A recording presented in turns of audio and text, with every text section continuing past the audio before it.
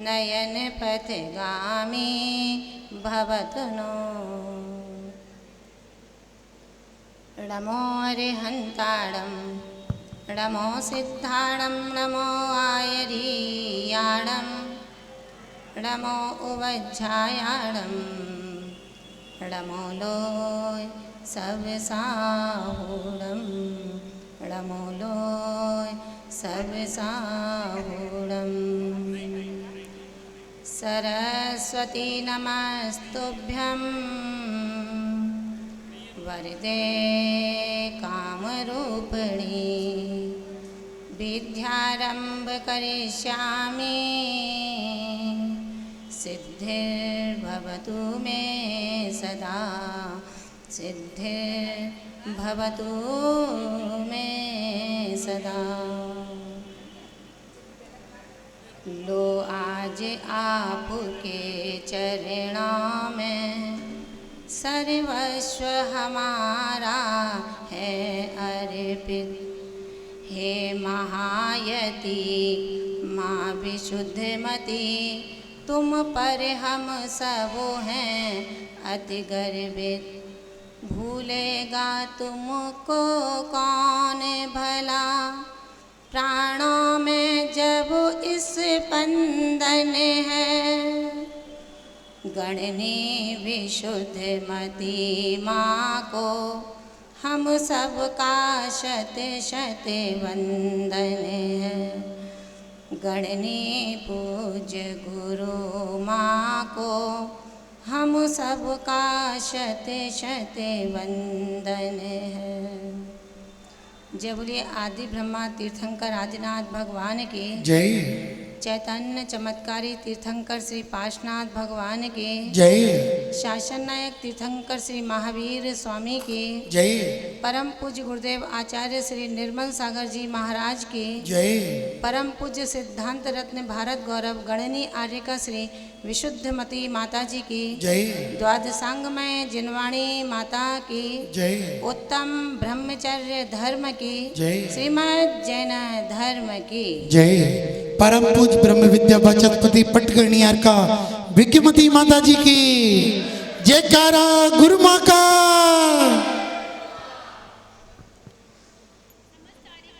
दिशा बोधक परम पूज्य गणनी माँ विशुद्धमती माता जी के श्री चरणों में बंदामी निवेदित करती हुई उपस्थित मंचासीन स्नेही आर्यका वृंद छुल्लका वृंद त्यागी वृंद धर्म स्नेही भव्यात्माओं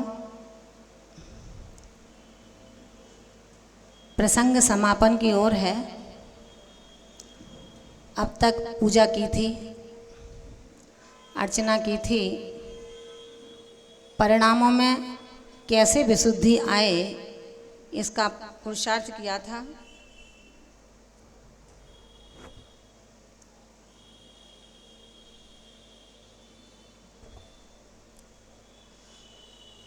निश्चित तौर से जितने लोग बैठे हैं एक के किसी के अंदर तो ये 10 धर्म की भावनाएं शायद नींव के पत्थर की तरह समाहित हो गई होंगी। आज उस धर्म की अंतिम कड़ी में जिस धर्म को मनुष्य त्रियंच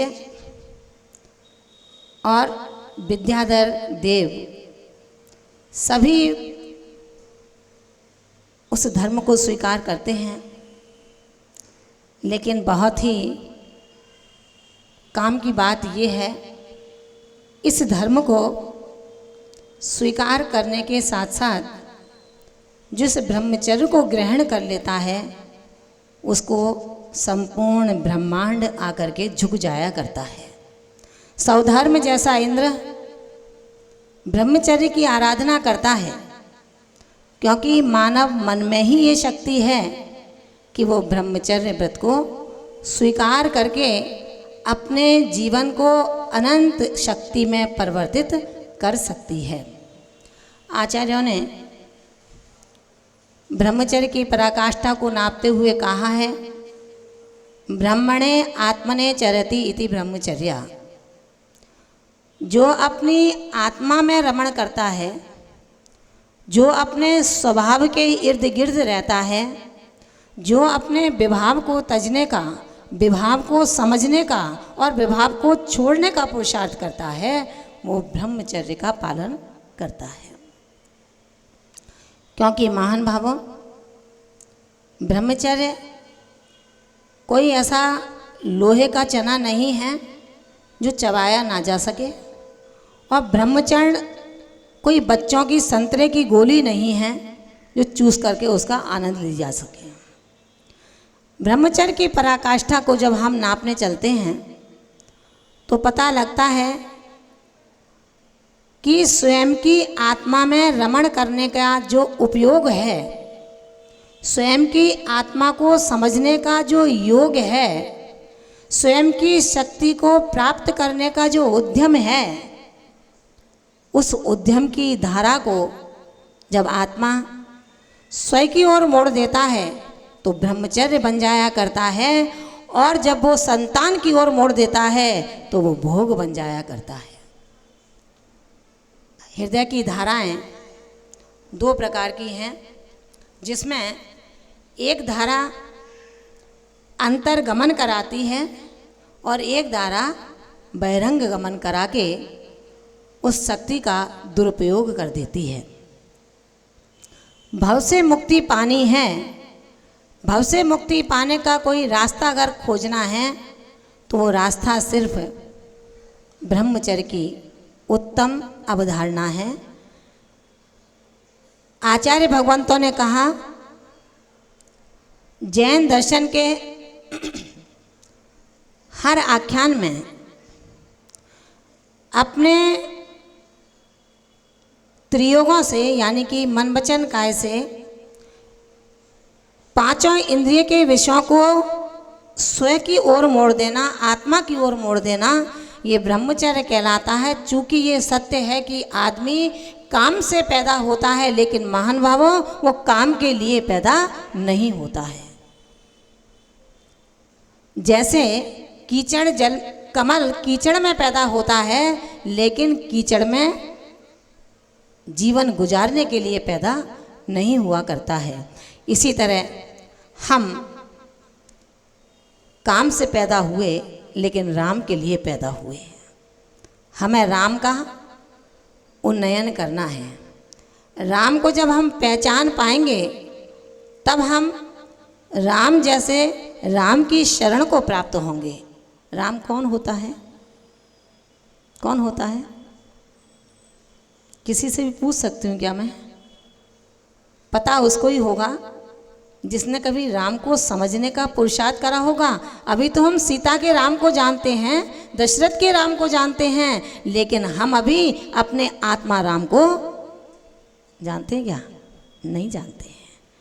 जो खाली हो जाता है, जो हल्का हो जाता है, ईर्ष्या, ममकार, दंभ, अनीति, अन्याय से जो रीता हो जाता है, वही राम बन जाया करता है। इसलिए जीवन की ऊर्जा को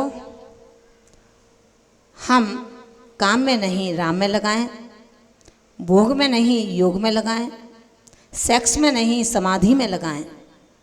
निश्चित तौर पर आज मैं आपको उस पुराण की ओर ले जाना चाहती हूँ जब परिवार के अंदर एक खुशियों का माहौल बना हुआ था।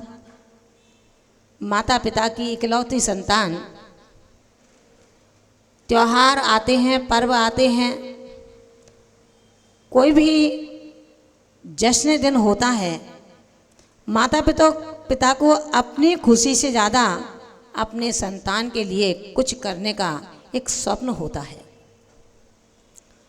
ऐसे ही शहर के वो दंपत्ति जो हर तरह से समृद्ध थे, अगर धन की समृद्धता उनके घर में पसरी पड़ी थी तो धर्म भी उनसे पीछे किंचित भी नहीं था। ऐसे धन और धर्म की समृद्धता से ओत प्रोत वो दंपत्ति परिवार छोटा मोटा नहीं था, वरन नगर सेठ कहलाया करता था। और नगर सेठ भी नाम का नहीं था, बहुत काम का था। संत साधुओं के प्रति जिसकी अंतरंग की पराकाष्ठा लेखनी से लिखने योग्य नहीं बन सकती है, शब्दों से कहने योग्य नहीं बन सकती है। संस्कार थे माता पिता के। आज यहाँ जितने माता पिता बैठे हैं, शायद मुझे लगता है उनके बच्चे भी उनके साथ में होंगे। आज ये बच्चियाँ मुझे दिख रही हैं यहाँ पर, तो निश्चित तौर पर जब चंपाबाग धर्मशाला में नव युवाओं ने आज पूजा की, पिछले 10 दिन से लगातार कर रहे हैं, उनका जोश और उनका होश देखने बनता था। 10 उपवास की पराकाष्ठा, उसके बाद भी अपने हाथों से कन्याएं करें तो आश्चर्य नहीं लगता, लेकिन युवा अपने हाथों से लड्डू बना करके लाए हों और एक नहीं दोनों परंपराओं के लड्डू चढ़े हों, ये अपने आप में बहुत बड़ी बात मानती हूँ। उसके बाद भी गुरुओं के सम्मान में पीछे नहीं रहे। ऐसे युवा और युवती जिस धर्म के आशियाने में दिखाई देते हैं, उनके माता पिता के लिए मैं बहुत बहुत साधुवाद देना चाहती हूँ कि उन्होंने ऐसे संस्कारों को गढ़ा जो बच्चे कम से कम आज के दिन मंदिर में पूजा करना तो सीखे, मंदिर में आना तो सीखे। आज भी शहर के ऐसे तमाम बच्चे होंगे जो अभी केवल मोबाइल पर, फेसबुक और यूट्यूब पर लदे पड़े होंगे। मंदिर किसको कहते हैं, मस्जिद किसको कहते हैं, कौन जानता है। लेकिन धन्य है वो नगर सेठ जिन्होंने अपने युगल, अपने इकलौते बेटे को अपने साथ जब लेकर के गए किसी मोक्ष मार्गी के सम्मुख, उपदेश चल रहा था जैसे आज चल रहा है। बच्चे को भी उन माता पिता ने बिठाया था, बच्चियों को भी बिठाया था। आचार्य महाराज उपदेश दे रहे थे कि हे मित्रों, दुनिया के अंदर कोई भी वस्तु ऐसी नहीं है जो तुम्हें आसानी से प्राप्त हो जाए, और कोई भी वस्तु ऐसी नहीं है जो कठिनाई से भी प्राप्त न हो। बात सबसे कठिन इस दुनिया में क्या है? क्या है इस दुनिया में सबसे कठिन? जो दुसाध्य है फिर भी साध्य है। दुसाध्य है क्या है भैया? सब मौन बैठे हो। कोई चीज़ कठिन है जो इस दुनिया में चाहते हुए भी नहीं मिल सकती, और मिलेगी तो मेहनत मशक्क़त करनी होगी। वो है मोक्ष, वो है उत्तम चारित्र, वो है मुनि की काया। दुसाध्य है लेकिन साध्य है। जब उपदेश चल रहा था, हमें अपने जीवन में ऐसे ब्रह्मचर्य को ग्रहण करना चाहिए जो ब्रह्मचर्य हमें एक अमिट ऊर्जा प्रदान कराता है। क्योंकि हम ये कहें संसार बहुत खराब है, कहने वाले संसार को ही दोषी बता देते हैं, कहने वाले भगवान को ही दोषी बता देते हैं, कहने वाले जिनवाणी को ही दोषी बता देते हैं। जिनको साधारण वनस्पति खानी है, ग्वार पाठा खाना है, तो वो ही कह देते हैं जब तक मैं खाऊंगा तब तक मैं ग्रंथों को नहीं पढ़ूंगा। मान भावो, ये तो हम अपने स्वार्थी हो गए ना, कि जब तक जो काम करना है उसकी ओर देखना नहीं है, और जिस काम को नहीं करना उसको गला फाड़ फाड़ कर कहना है। आचार्य भगवंत कहते हैं ये वेश विन्यास ठीक नहीं है। संसार बहुत बुरा है, बहुत बुरा है। कितने लोग कहते हैं ऐसा? बोलो ना, संसार बहुत बुरा है, कौन कौन कहते हैं? अच्छा, संसार बहुत अच्छा है, कौन कौन कहते हैं? आप ग्वालियर वासियों कैसे हो? पैंदी नहीं है आपके पास? पैंदी लगाओ। आप गेंद की तरह लुढ़कने वाले हो, जैसा पक्ष दिखेगा उस ओर मुड़ जाओगे। जो मुड़ता है क्योंकि कहा है बिन पैदी का बर्तन बेकार होता है और हल्की पैदी का बर्तन बहुत जल्दी गर्म हो जाता है। जिसकी पैदी मोटी होती है वो ना जल्दी गर्म होता है और ना जल्दी ठंडा होता है। कैसे हो आप लोग? 10-10 उपवास करते हो और मेरा प्रश्न है कि संसार बुरा है या अच्छा है, उसका जवाब नहीं दे पाते हो। बहुत बुरा है। बुद्ध जनों का उत्तर आ रहा है बहुत बुरा है। आप लोगों का उत्तर क्या है? बोलो ना। आज मौन का नियम दे दूंगी मैं आपको। आज पूरे दिन मौन रहना है आपको, ऐसा नियम दूंगी। लेकिन अभी बोलो कैसा है भैया? अच्छा है। एक कहते हो अच्छा है, एक कहते हो बुरा है, इसलिए आपकी समाज में भी सामंजस्य नहीं है।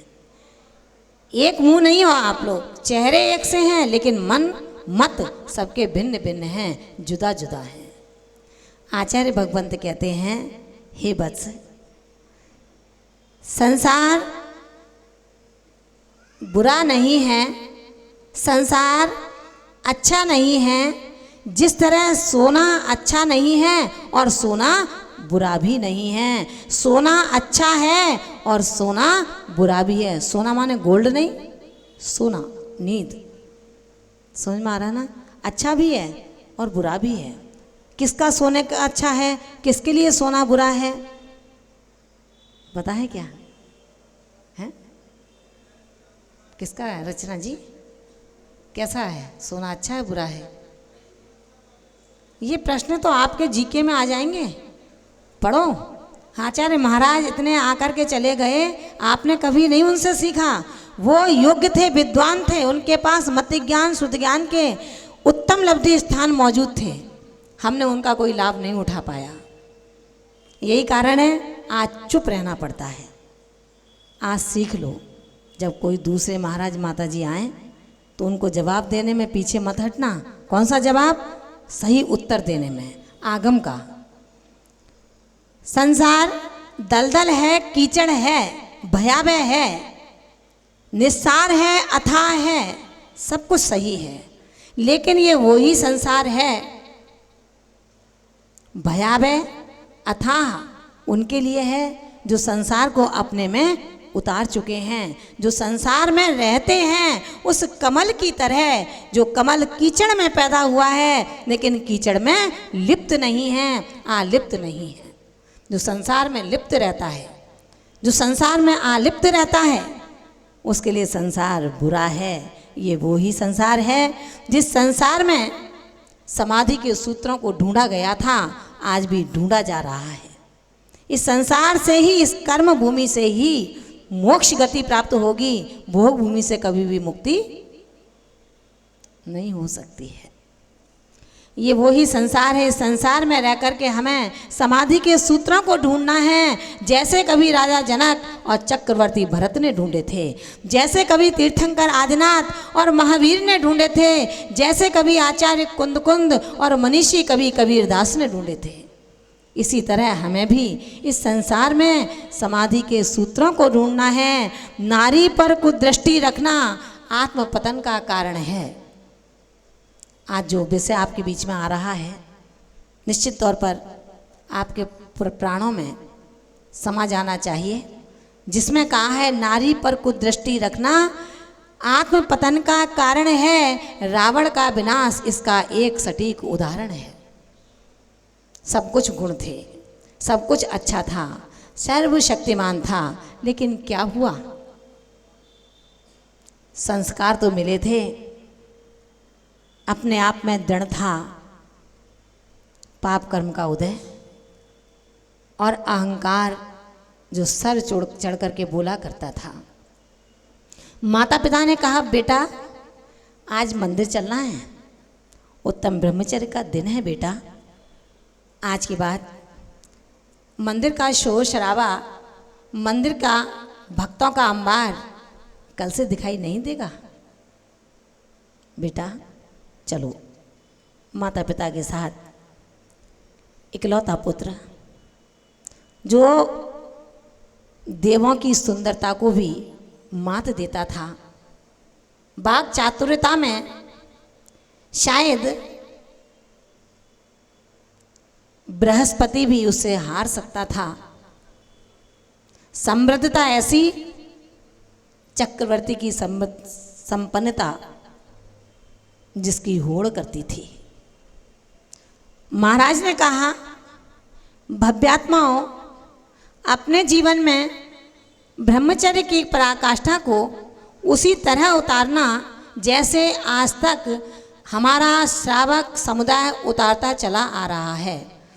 जब हम नवकोटि से ब्रह्मचर्य का पालन करते हैं तो आजन्म अविवाहित रहते हैं, और जब हम एक देश ब्रह्मचर्य का पालन करते हैं तो एक सज्जातित्व कन्या से, सज्जातित्व वर से संबंध कर लेते हैं। उसे एक देश ब्रह्मचर्य व्रत कहा गया है। एक देश ब्रह्मचर्य व्रत का पालन करने वाला श्रावक भी, दंपत्ति भी अपने जीवन में 15 दिन का, 20 दिन का, 25 दिन का, 28 दिन का, 29 दिन का ब्रह्मचर्य पालन करता है। आचार्य महाराज का ये प्रवचन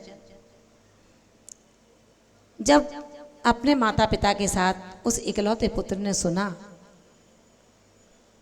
तो उसने पूछा, पिताजी, ये मुनिराज ब्रह्मचर्य व्रत के बारे में क्या कहना चाहते हैं? पिता ने अपनी भाषा में उस बच्चे को समझा दिया। बच्चा प्रवचन के बाद अपने स्थान से उठता है, गुरु के चरणों में जाता है और कहता है कि हे मोक्ष के प्रदाता, आध्यात्म जगत के उभरते ध्रुव तारे, आपके श्री चरणों में आपके इस भयावह संसार के भक्त का प्रणाम निवेदित है। हे प्रभु, आपने जो अभी ब्रह्मचर्य की महिमा का बखान किया है, इससे मेरे आत्म प्रदेशों में जो हलन चलन हुआ है, उस हलन चलन से मैं अपने आप को स्तंभित करना चाहता हूँ। उम्र केवल 9 वर्ष की उम्र उस बच्चे की। बच्चे ने जब अपना भाव निवेदित किया, मुनिराज उस बच्चे को ऊपर से नीचे तक देखते रहे। भोला सुकुमार सा किसका पुत्र है और ये क्या कहना चाहता है?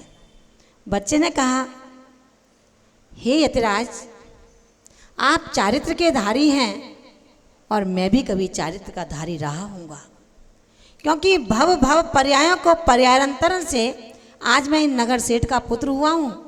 ये मेरे पुण्य का एक फल है। जब मैं समृद्ध माता पिता के यहाँ जन्म लेता हूँ और जब मेरे पुण्य का पाप का विपाक होता है, माता पिता समृद्ध भी होते हैं, तो वो समृद्धता कहीं दूसरी जगह चली जाती है। संतान के ऊपर उन माता पिता के वैभव का बहुत बड़ा असर पड़ता है। हे गुरुदेव, आज मैं आपके चरणों की सन्निधि से ये नियम लेना चाहता हूँ कि मैं शुक्ल पक्ष के ब्रह्मचर्य को अपने जीवन में तय जिंदगी पालन करूँगा। महाराज ने उनके माता पिता को बुलाया, पूछा, बेटा क्या नियम लेना चाहता है? माता पिता ने कहा, हे धरती के देवता, मेरे आत्मा की वेदी के प्रतिष्ठित देवता, ये बच्चा मेरा नहीं है। मेरी वासना ने, मेरी कामना ने, मेरी काम की लिप्सा ने इस बच्चे को जन्म दिया है। ये जो करेगा अच्छा करेगा, और 15 दिन का ही तो ले रहा है, कोई परेशानी की बात नहीं है, लेने दो, आगे बढ़ेगा कैसे? महान भावों, बच्चे ने शुक्ल पक्ष में ब्रह्मचर्य व्रत का नियम ले लिया। अभी 9 वर्ष का बच्चा था, बच्चा भी छोटा था। 9 वर्ष के बच्चे ने शुक्ल पक्ष में ब्रह्मचर्य व्रत का पालन करूँगा। महान भावों, समय गुजरा और समय गुजरते समय नहीं लगा, बच्चा बड़ा हो गया। आज कहा गया है, विश्वास नहीं होगा शायद, ऐसा भी कभी हुआ होगा, जिस नव दंपति बन करके जिसने भोगों को नहीं छुआ होगा। पर इसमें क्या अचरज करना, यह महावीर का भारत है।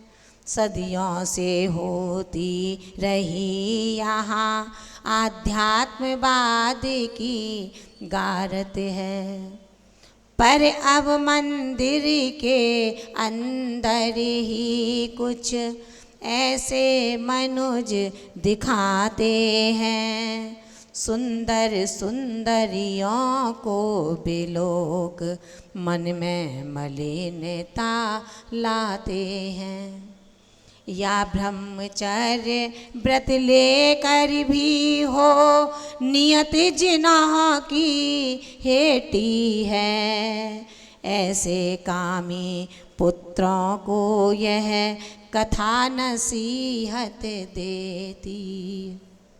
महाराज आते हैं, माता जी आती हैं, तो बहुत जगह सुनने में आया होगा आपको कि जहाँ पर दर्शन करने के लिए आते थे युवा युवती, वहाँ पर दर्शन की जगह प्रदर्शन हो गया। इसीलिए आचार्यों ने इस नियमों को बनाया, आर्यकाओं से पुरुष दूर रहें और पुरुषों से महिलाएं, मुनियों से महिलाएं दूर रहें। लेकिन मर्यादा ये है कि रात में और अकेले में कभी किसी को नहीं आना चाहिए।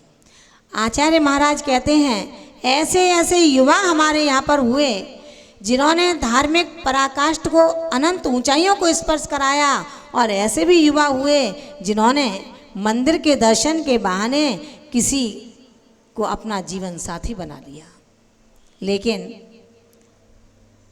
ये जो इकलौता पुत्र है, इसकी कहानी अपने आप में एक ऐसा इतिहास गढ़ के चली गई है। बात बंधुओं उस युग की, जब मनुज धर्म अनुगामी था, इस कक्ष देश के अरहदास उन दिनों बहुत ही नामी था छोटा सा परिवार, किंतु वह अति वैभव का मालिक था।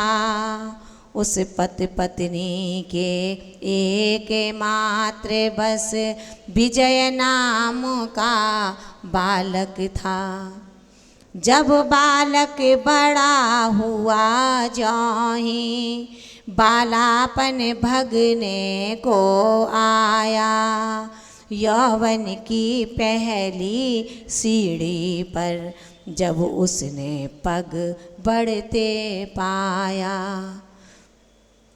एक दिवस ब्रह्मचर्य की महिमा सुन हुआ प्रभावित था ज्ञानी, और शुक्ल पक्ष में ब्रह्मचर्य व्रत लेने की उसने ठानी।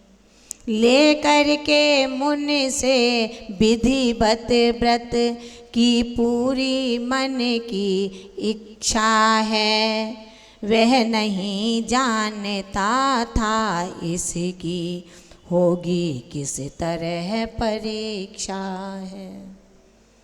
कुछ समय बाद संयोग अचानक ऐसा योग मिलाता है, तब नगर सेठ धनराज सुता से यूं संबंध रचाता है। समझ में आया? समझ में आया क्या कहा? नगर सेठ, क्योंकि जो जैसे होते हैं संबंध वहीं पर होता है। समानता जहाँ पर है या अपने से ऊपर वाले हैं उनसे संबंध होता है। अभी तत्व सूत्र पढ़ के आए हैं ना, उसमें भी यही लिखा है, द्वधिकादि गुणा नाम तू, दो और दो से अधिक गुणों वालों में संबंध होता है। नगर सेठ अरहदास जो कक्ष देश के सेठ थे, और वहीं पर धनराज सेठ अपनी पुत्री का संबंध लेकर के नगर सेठ अरहदास के पास जाते हैं और कहते हैं, सेठ जी आप आपके परिवार से मेरा परिवार संबंध रखना चाहता है। सेठ जी ने कहा, सेठ जी बोलिए, हम और तुम अलग अलग नहीं हैं। सेठ जी ने कहा कि कुछ कहने की आवश्यकता नहीं है आपके लिए, बस बेटी देकर के बेटा लेना चाहता हूँ। नगर सेठ अरहदास ने जो ही सुना, उन्होंने कहा, इसमें सोचने की क्या बात है, जो करना है सो करो, मेरी इसमें कहीं कोई असहमति नहीं है। भैया अपन ऐसे ही करेंगे क्या? ऐसे ही करते हैं नीरज भैया। बेटे के लिए बेटी आएगी, बैठे बैठे बात हो जाएगी, या 2-4 बार जाना पड़ेगा? पहले फोटो आएगा, फिर जाएंगे, जब सब कुछ अच्छा होगा फिर भी नखरे रहेंगे, दिखाएंगे कि हम तुम्हारी लड़की के लिए लालायित नहीं हैं, ताकि हमारा मोल बढ़े, और तुरंत कह देंगे तो मोल कम हो जाएगा। इसलिए क्या करेंगे भाई, बताएंगे आज आपने बात कही है, परिवार में बात, अंदर अंदर मन तड़प रहा है, कोई संबंध नहीं आता, अच्छा संबंध नहीं मिल रहा, लेकिन आज जब संबंध आया है तो तेवर ठीक है ना, यही क्वालिटी है ना, यही क्वालिटी है माता जी। लेकिन ध्यान रखना, जो जितना छिछला होता है अध जल गगरी छलकत ज्यादा। जो जितना हल्का होता है, जिसको नया पैसा होता है, जो पैसे को ही सब कुछ मानता है, संबंध, रिश्ते, व्यवहार, समाज जिसके लिए कुछ भी नहीं है, वो ऐसा करता है। लेकिन जो पैसे को भी मल मानता है, ये पुण्य का मल है, पैसा ना होना पाप का मल है।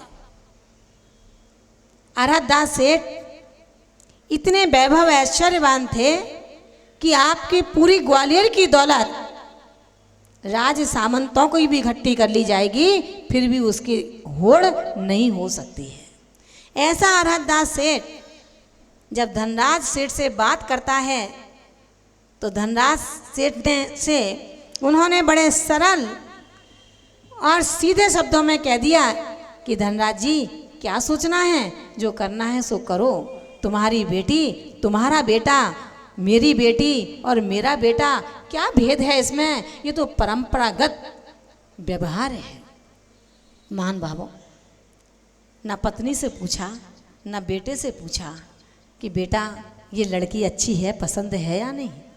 आज तो अपन कर ही नहीं सकते संबंध बिना बेटे की रजामंदी के। आज बेटे से कहे बाप कि बेटा ये कन्या अपने समाज की है, कर लो, तो क्या कहते हैं बाप के बेटे?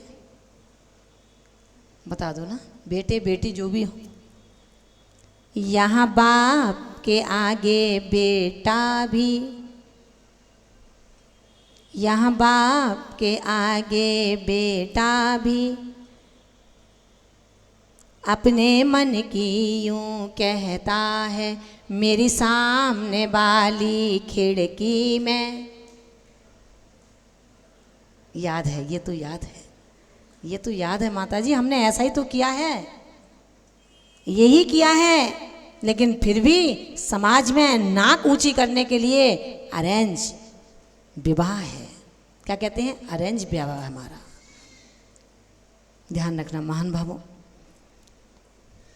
उस इकलौते विजय ने कुछ भी नहीं कहा।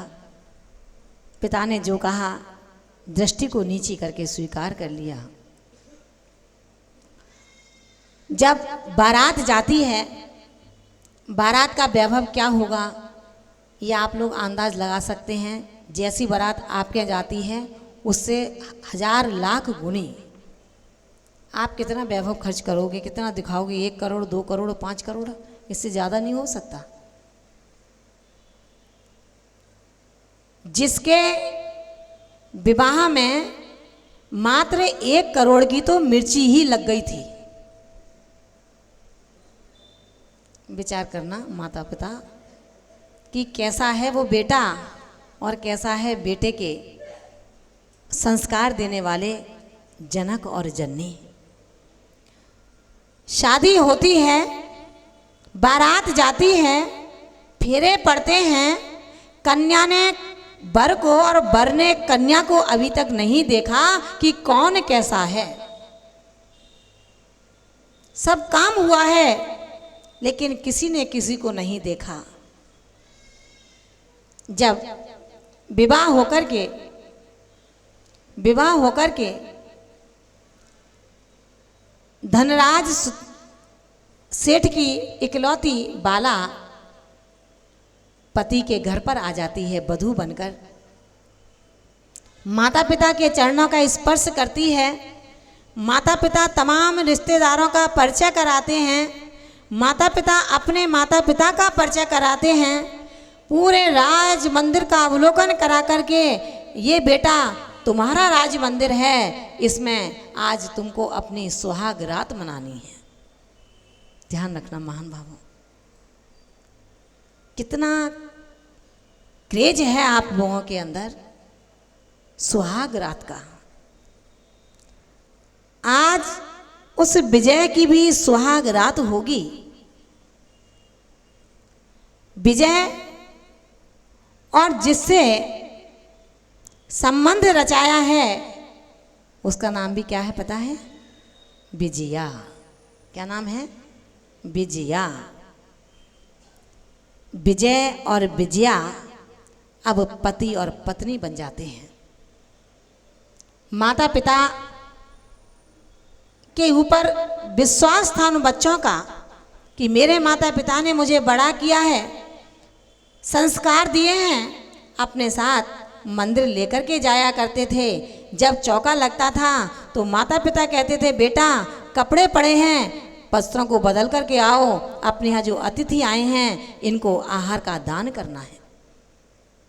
कैसे हैं यहाँ के माता पिता, जिनके खुद की लिपस्टिक भी बिगड़ ना पाए, जिनके पैंट की क्रीज खराब ना होने पाए, जो अटेंशन में परमात्मा को ही प्रणाम करता हो, वो भला बच्चों को क्या शिक्षा दे सकते हैं। और जो बच्चे शिक्षित हैं संस्कार से, उन बच्चों को आज मैं अपनी आंखों से देख रही हूँ कि इस भौतिक युग के अंदर भी 10 दिन से जिसके मुंह में एक बूंद पानी ना पड़ा हो, ऐसे भी बच्चे हमारे बीच में बैठे हैं जिनके माता पिता उनके पीछे पीछे नहीं लगे। उनको पता है मेरे बेटे ने ऐसे गुरु की शरण को प्राप्त हुआ है जहाँ पर समता का पाठ पढ़ाया जाता है, शक्ति त्याग की भावनाएं जताई जाती हैं, अपने आत्म तत्व की ग्राह्यता क्या होती है, तेरा चेतन द्रव्य कितना रूप में तेरे शरीर से संबंध रखता है, ये शिक्षाएं दी जाती हैं। वो माता पिता संतुष्ट हैं अपने बच्चों के प्रति, क्योंकि उनको पता है मेरे लहू से उनकी देह का निर्माण हुआ है। महान भावों, विजय और विजया अपने राज मंदिर में, आपके यहाँ पर आपके बहू बेटे के कमरे होंगे या एक एक मकान अलग अलग है? क्या व्यवस्था है बता दो ना, कोई बात थोड़ी है। हम और आप सब एक ही हैं, अलग अलग मकान है क्या? बेटा ये तुम्हारा मकान है, इसमें तुमको रहना है, ये तुम्हारा मकान है, इसमें तुमको रहना है, ये मेरा मकान है, इसमें मैं रहूँगा। ऐसी व्यवस्था है क्या यहाँ पर किसी की? नहीं है ना, कोई बात नहीं है। आप क्या नहीं है, ये किसी के नहीं है। इस समय आप क्या करते हैं, जब शादी होने का नंबर आता है तब एक कमरा बनवाएंगे, नहीं तो कमरा नहीं बनवाएंगे तो कोई रिश्ता नहीं आएगा। तो रिश्ता नहीं आएगा तो लड़का कुंवारा रहेगा क्या? अपना कमरा बनवाएंगे। एक कमरा बनवाते हैं, कमरा भी कैसा होगा जिसमें एक बेड बिछ जाएगा, एक अलमारी आ जाएगी और एक इसकी ड्रेसिंग टेबल आ जाएगी। इतना बड़ा कमरा होगा। उसके बाद एक चेयर भी सोफा भी पड़ जाए तो बहुत बड़ी बात है। ये भी कंजस्टेड, हिल नहीं सकता, नाप तोल के बना है। घर इतना छोटा है। महान भावों, कोई बड़ी बात नहीं है। हम सब छदमस्त हैं, सबकी यही कंडीशन है। ऐसा नहीं है आपकी ही है, लेकिन अरैदास की ये कंडीशन नहीं थी। अरैदास की बहू जब नव परिणता होकर के आती है, खुद सेठ सेठानी उस बहू को अपने घर का अवलोकन कराते हैं और कहते हैं बेटा ये तुम्हारा राज मंदिर है। अपने पति विजय के साथ तुम सानंद रहना। अपनी सास और ससुर की जब तुमको याद आए तो उनके गृह निवास में आ जाना। संस्कारित बेटी थी, माँ ने संस्कार दिए थे। विदा करते समय पिता ने कहा था कि बेटा आज तक मैं तुम्हारा पिता रहा, अब तुम्हारे बर के पति के जो पिता हैं वो तुम्हारे पिता होंगे। आज तक मैं तुम्हारी माता थी, लेकिन तुम्हारे पति की माँ अब तुम्हारी माँ होगी। उनको ऐसे ही रखना जैसे मुझे सम्मान देते हो। मैं कुछ कार्य करती हूँ तो करने नहीं देती हो। सासू माँ तुम्हारी कोई कार्य करें उनको मत करने देना। तुम पर जितना हो करना, और कभी दो शब्द उनके अपमान में मत बोल देना। किसने शिक्षा दी? विजया की माँ ने, विजया के पिता ने। आपने अपनी बेटी को क्या शिक्षा दी?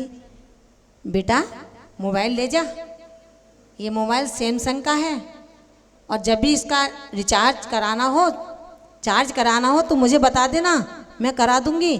तू चिंता मत करना। सुबह तूने क्या खाया और सास ने क्या खाया ये मुझे बताना। इतना ही नहीं बेटा, अगर हेल्थ है तो सब कुछ अच्छा है। मैं तुझे कोई ऐसे थोड़ी दे रही हूँ, मुंह मांगा जो मांगा है दहेज में वो दे रही हूँ। तेरे सास ससुर, तेरा पति तुझे बहू बना के नहीं ले जा रहा बेटा, बहू रानी बना के ले जा रहा है। उन्होंने कहा है कि 2 करोड़ रुपया चाहिए। मैंने कहा 2 करोड़ देंगे, लेकिन मेरी बहू बेटी को बहू रानी बना के रखना। खरीदा है बेटा, तू चिंता मत करना। नौकर चाकर नहीं हो तो चिंता मत करना। उन सास ससुर का डस्टबिन की तरह प्रयोग करना, जैसे डस्टबिन का प्रयोग करते हैं। सुबह आराम से उठना, जब सासू माँ उठ जाए उसके बाद देख लेना चादर उठा करके उठी नहीं उठी। उठ जाए फिर धीरे धीरे उठना, आहिस्ते आहिस्ते, और कहना क्या करूं, कमर में बहुत दर्द हो रहा है। महान भावों, ये शिक्षा है किसकी? आज के माता पिता की। अरे दास अपने कक्ष में चले जाते हैं, अपने मंदिर में चले जाते हैं अपनी पत्नी के साथ में। उनके राज मंदिर को बहुत ही सुंदर दुल्हन की तरह सजाया गया। आज सुहाग रात जो है,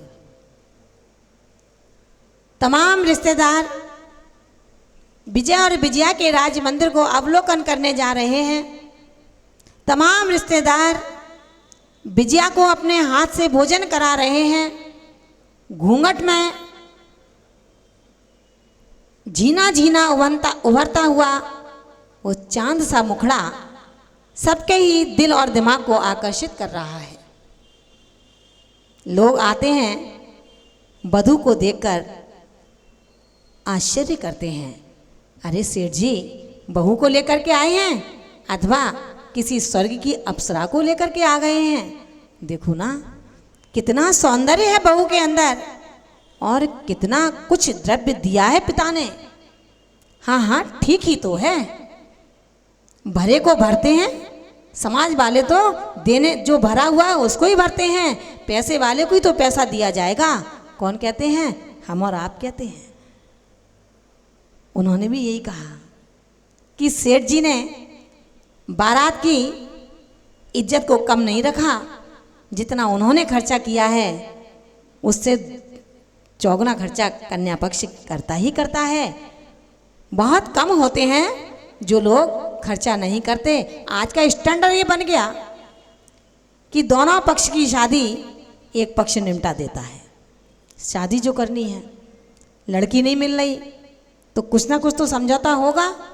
कुछ नहीं है, आटे साटे कर लो। राजस्थान में बहुत बड़ी प्रथा है ये आटे साटे की। अपनी लड़की दो और लड़की की ननद अपने लिए लो। यहाँ प्रथा है या नहीं मैं नहीं कह सकती, लेकिन जब तक हमने देखा था यूपी में ऐसी प्रथा नहीं थी। आज क्या है मैं कुछ नहीं कह सकती हूँ, लेकिन राजस्थान की ये प्रथा हमारे गले नहीं उतरी थी। लेकिन क्या करें, या तो कुआरा रखो लड़के लड़कियों को। लड़कियों की तो हो जाती है, लड़के नहीं होते। लड़कियां नहीं मिलती। अब क्या किया जाए? अब भैया कुछ मत करो, तुम्हें कुछ नहीं देना मत दो, मैं तो दोनों तरफ की शादी कर दूंगा, एक पैसा नहीं चाहिए, तुम तो अपनी लड़की दे दो। लड़की वाले पर होगा भी अगर तो भी वो बढ़िया रहा, सस्ते में पटे। लेकिन अरहदास ने जिस शादी को रचाया था तो धनराज ने भी उसमें कोई कमी नहीं रखी थी। हर आने वाले बाराती को गिन्नी देकर के विदा किया गया, और एक बाराती नहीं था। अपन तो गिन गिन कर ले जाए, रिश्तेदार हैं, ससुराल वाले गिन्नी देंगे तो पहले ही तय हो जाता है 5 करोड़ की शादी होनी है तो कैसे लेन देन करना है, ये सेटिंग पहले ही हो जाती है सारी। उसकी इच्छा अनुसार तो कुछ होता ही नहीं है।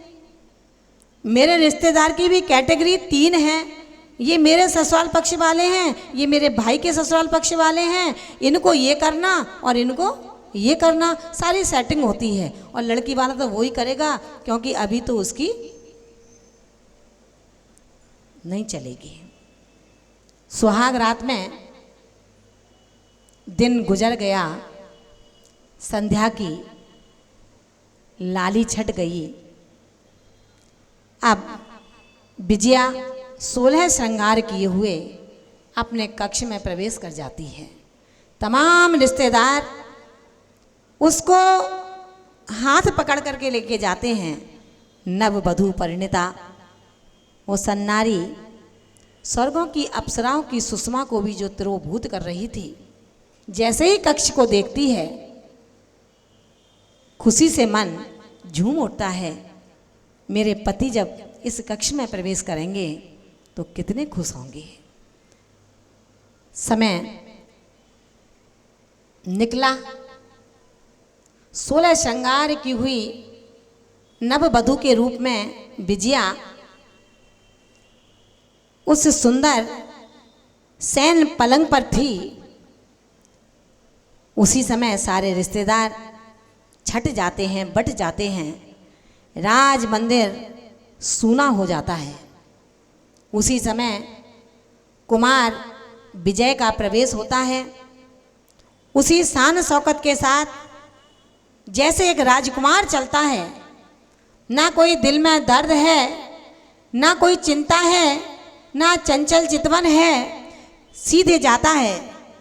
सीढ़ियों पर चढ़ता चढ़ता आराम से हंस गामनी चाल के साथ भावों की परम प्रशस्ता पुण्य के संयोग से विजया जैसी पत्नी से आज संयोग संबंध का जो दिन बन गया है। महान भावों,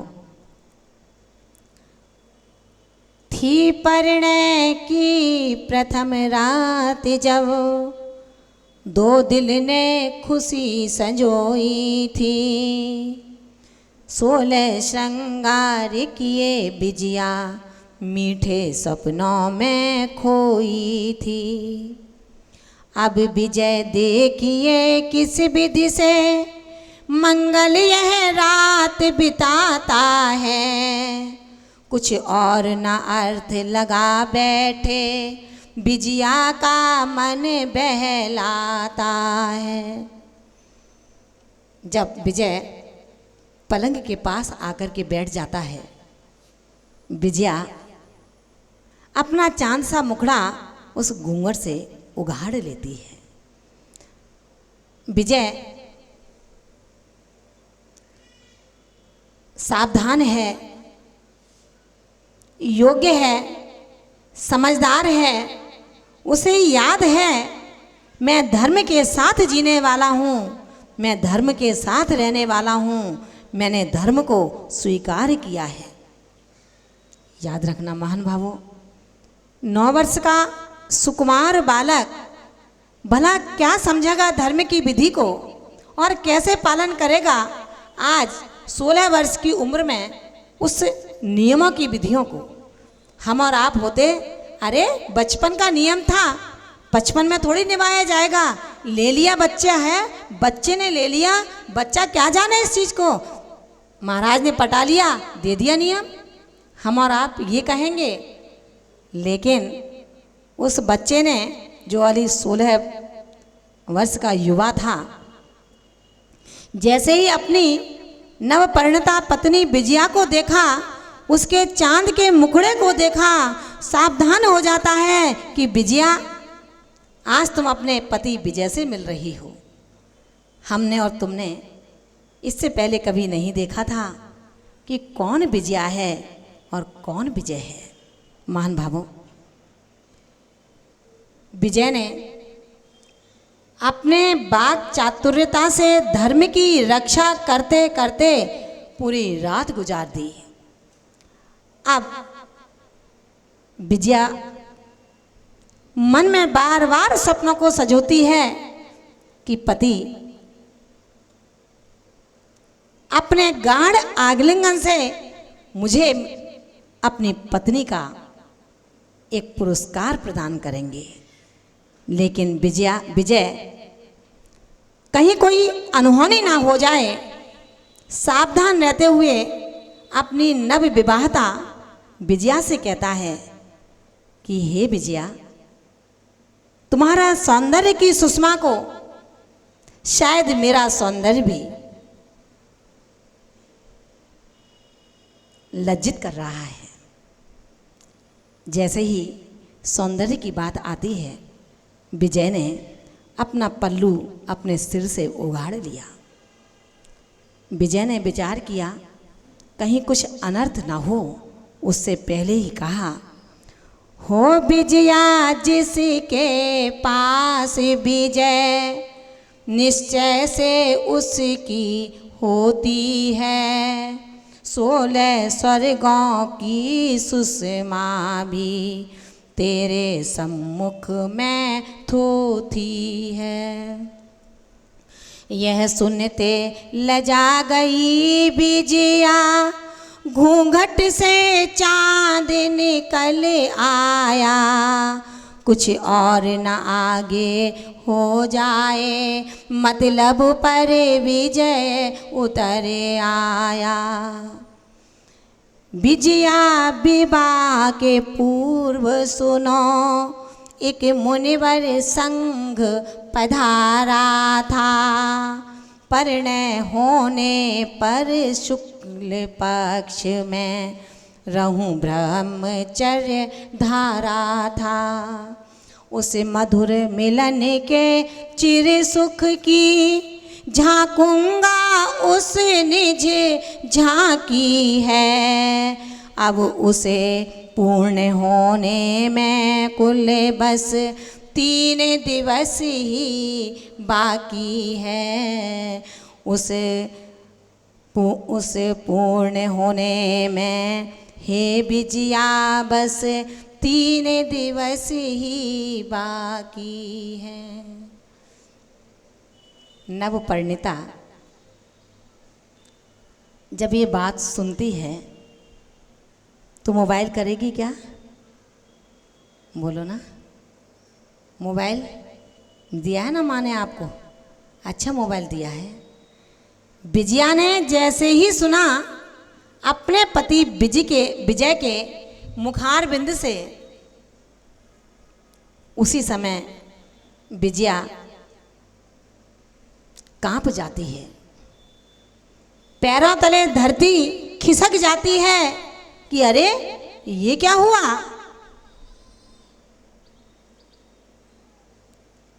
स्तब्धता क्षण भर को आ जाती है। विचार कर रहे होंगे, सही बात है, बेचारी विजया कैसे जीवन काटेगी अपना। बेचारी दीनहीन विजय बहुत दुष्ट सा लग रहा होगा। उसके पैरों तले धरती खिसक जाती है।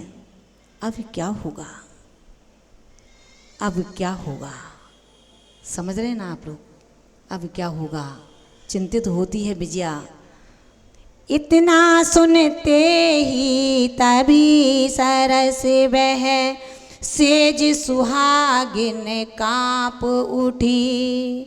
विजया की आँखों के आगे क्षण भर को धरती नाच उठी। रुक गया पवन झुक गया गगन, निश के तारे सब डोल उठे। इसके आगे कुछ विजय कहे, विजया के मुख से बोल उठे। इसके आगे कुछ विजय कहे, विजया के मुख से बोल उठे। हे नाथ 3 दिन ही अब क्या, पूरा जीवन ही जाएगा। जब शुक्ल पक्ष होगा पूरा, लग कृष्ण पक्ष तब आएगा।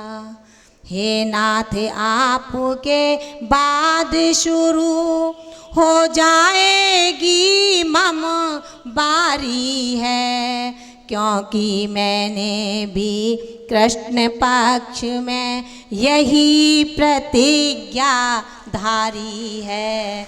क्योंकि मैंने भी कृष्ण पक्ष में यही प्रतिज्ञा धारी है।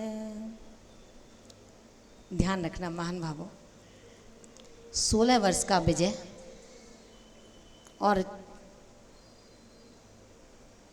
14 वर्ष की विजया। बूढ़े तो नहीं थे शायद, हैं? वृद्ध थे क्या? आज वृद्धों को कहें अम्मा जी तो कहते हैं अरे मैं अम्मा जी दिख रही हूँ क्या? हमने नहीं, बेबी डॉल। आज की अम्माओं से कहे ना अम्मा, अरे माता जी मुझसे अम्मा कहती हो क्या आप? हमने नहीं, गलती कह दिया, सॉरी, आप तो बेबी डॉल हैं।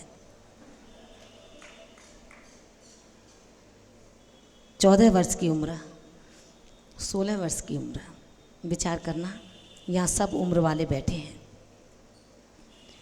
जैसे ही विजय ने कहा, विजय से कहा विजया ने, एक श्वास में सब कुछ कह जाती है, क्योंकि पति हैं अगर बिगड़ गए तो जिंदगी बिगड़ जाएगी, और सुधर गए तो 7 भव सुधर जाएंगे। विजया ने कहा स्वामी, बालापन में यह पावन व्रत मैंने सद्गुरु से धारा था, पालूंगी कृष्ण पक्ष पूरा, मेरे मन का यह नारा था। स्तंभित सा रह गया विजय, किस्मत ने किया किनारा हो, या जैसे किसी खिलाड़ी ने अब दाव आखिरी मारा हो। फिर किले कल्पनाओं के सब रुक गए एक मन के रोके से, सदियों से जिसे संभाला था, ढह गए एक ही झोंके से।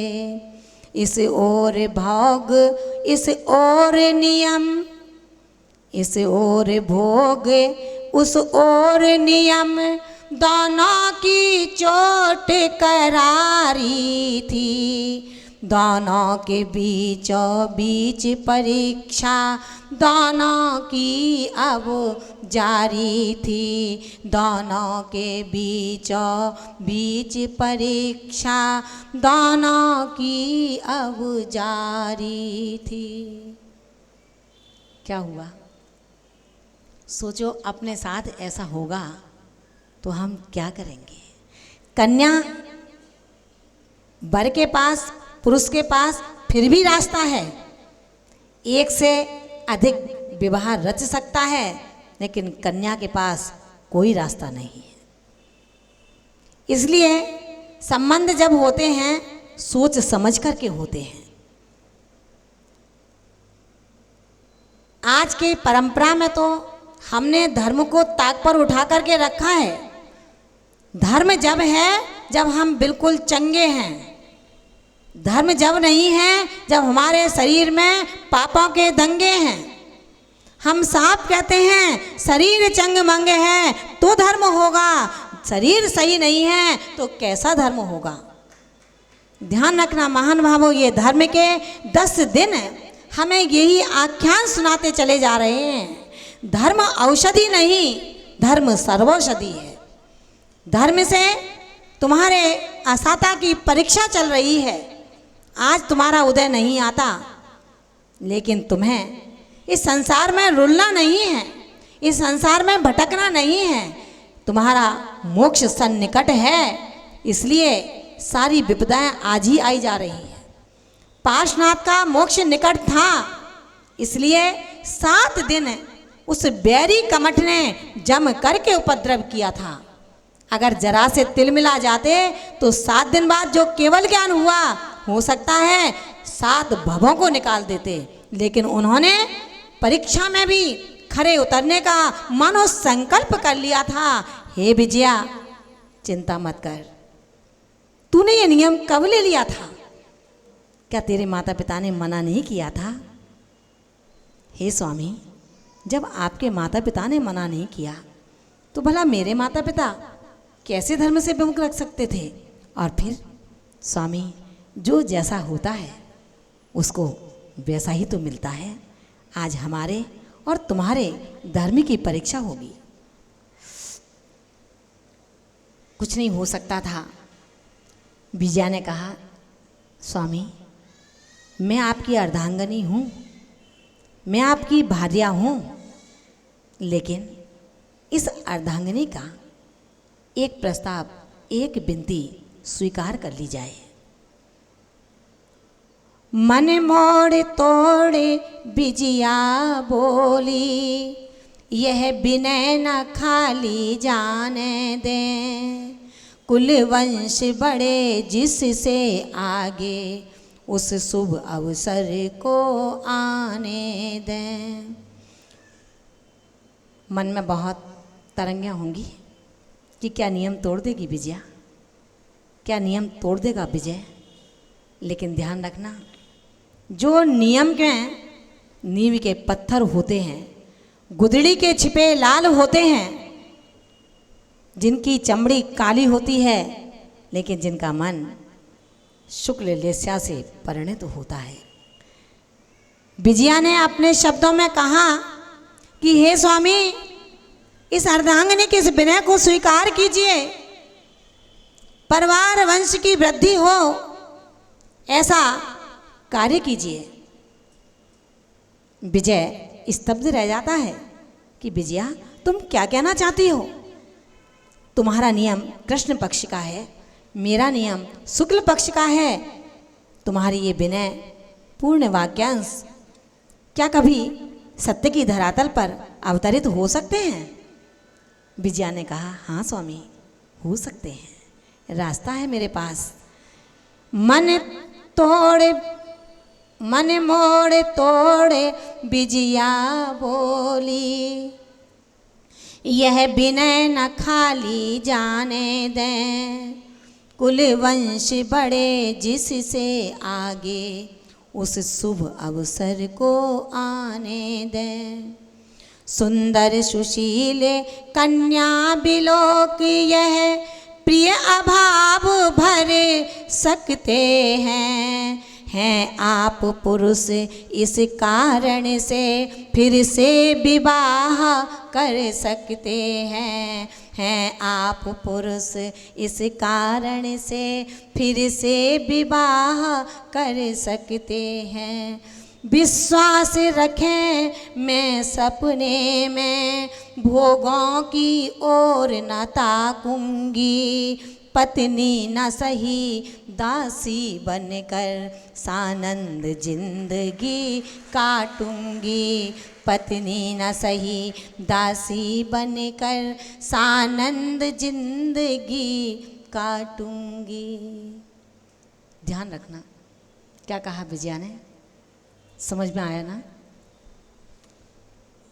लेकिन विजय ने प्रस्ताव स्वीकार कर लिया। सोचो ना, यहाँ कितने विजय बैठे हुए हैं। शांत से बैठे हैं, चेहरे की भाव भंगिमा प्रदर्शित कर रही है कि हे भगवान, कैसी थी वो विजया। ऐसा प्रस्ताव दे दिया अपने पति को, क्या दूसरी सौत रह सकेगी मेरे पति के साथ? नहीं, कभी नहीं हो सकता। हम और आप तो यही विचार करते ना। विजया ने प्रस्ताव रखा, हे स्वामी, आप अपने माता पिता के इकलौते पुत्र हैं, कैसे वंश की वृद्धि होगी, कैसे चलेगा ये कुल, कैसे चलेगी पिता की कुल वंश परंपरा। आप दूसरी एक सुंदर कन्या के साथ विवाह कर सकते हो, आप विवाह कर लीजिए।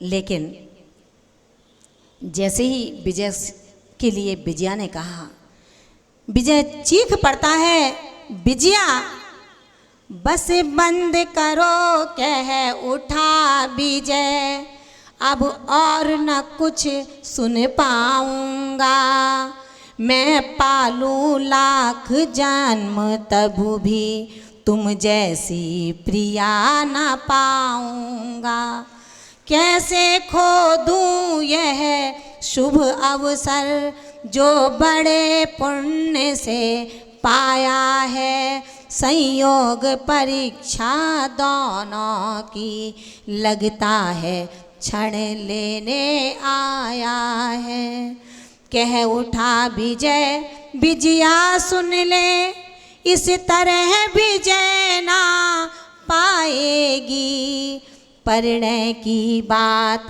स्वप्न में भी अब मुझको कभी ना भाएगी, परिणय की बात स्वप्न में भी अब मुझको कभी ना भाएगी।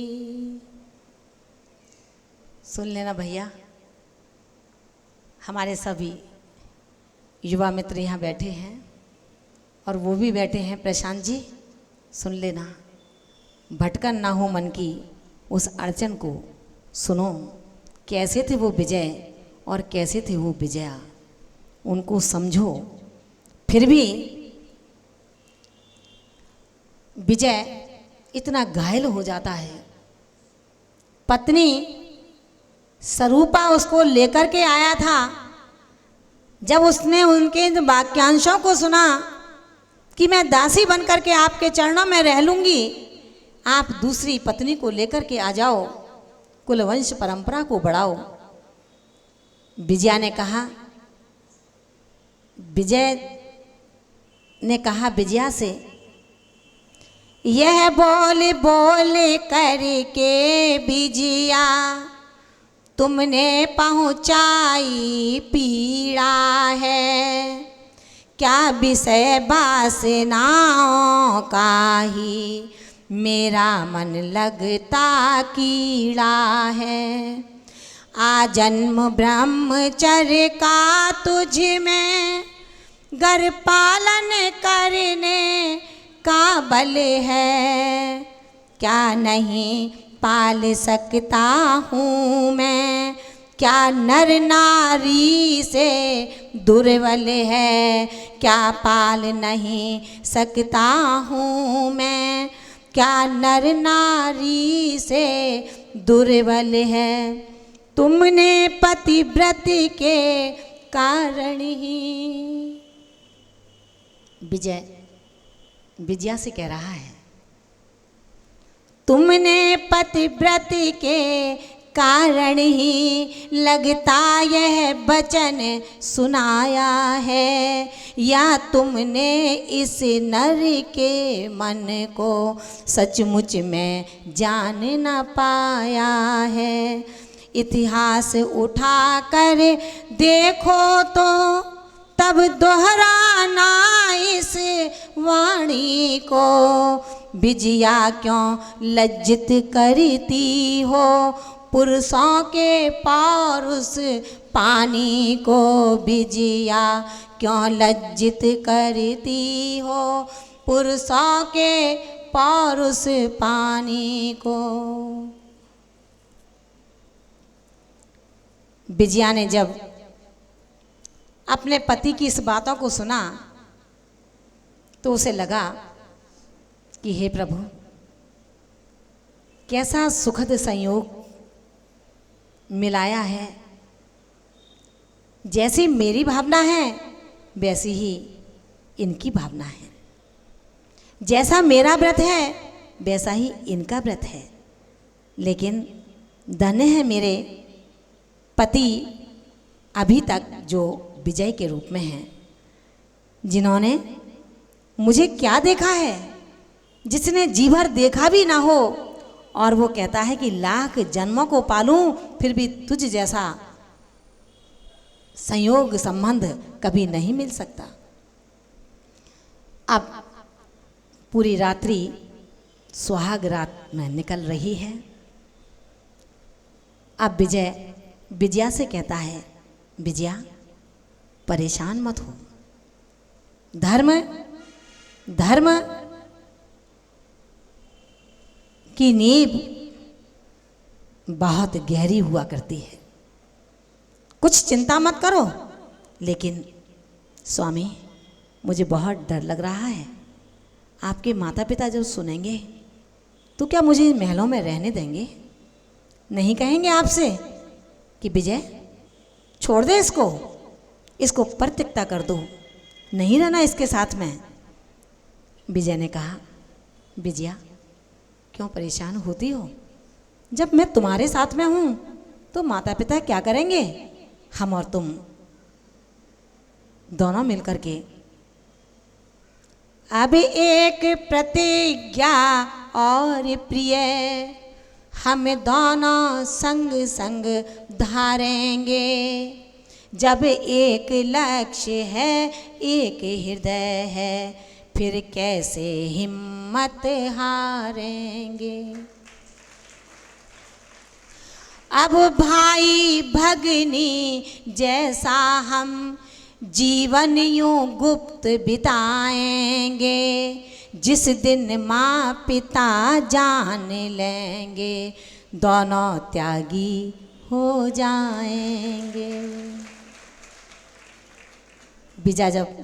विजया जब चिंतित होती है, कहती है विजय से, कैसे होगा, अभी तो जिंदगी की शुरुआत हुई है। तुम्हारे माता पिता जिन्होंने बड़े अरमानों से मुझे अपना सारा आशियाना दिखाया है, लंबा चौड़ा परिकर और लंबा चौड़ा ये गृह मंदिर, कौन संभालेगा इसको? कौन होगा इसका उत्तराधिकारी? स्वामी, मुझे चिंता सताई जा रही है। मुझे नहीं लगता जिस दिन तुम्हारे माता पिता तुमको तेज आंख उठा करके देखेंगे तो तुम इन सब बातों को उनके बीच में कह सकोगे। माता पिता होते हैं स्वामी, कौन पुत्र ऐसा होता है जो उनके आगे बोलेगा? विजय ने कहा, विजया तुम चिंता मत करो, मैं हूं ना तुम्हारे साथ। जब विजय और विजया साथ साथ हैं तो भला किसकी हार हो सकती है? दोनों ही विजय हैं, तुम भी विजय, मैं भी विजय, सब कुछ विजय।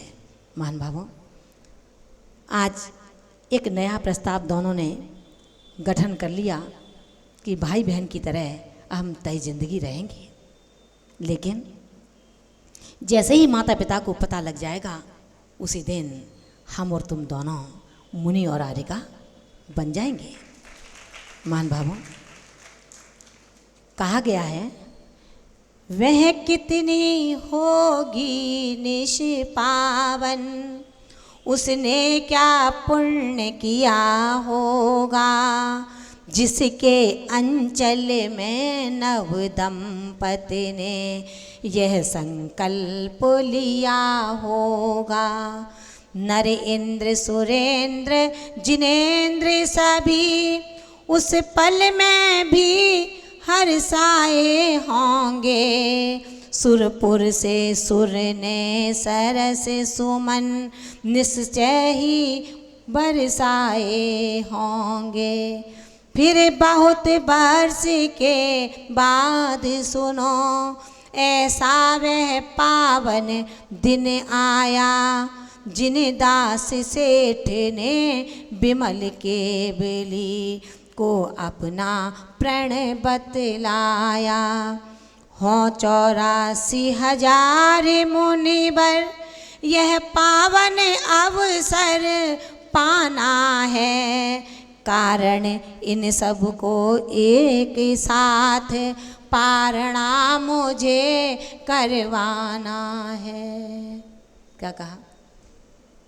समय गुजरा, बरसों बीत गए, काम चलता रहा, किसी ने किसी से कुछ नहीं कहा।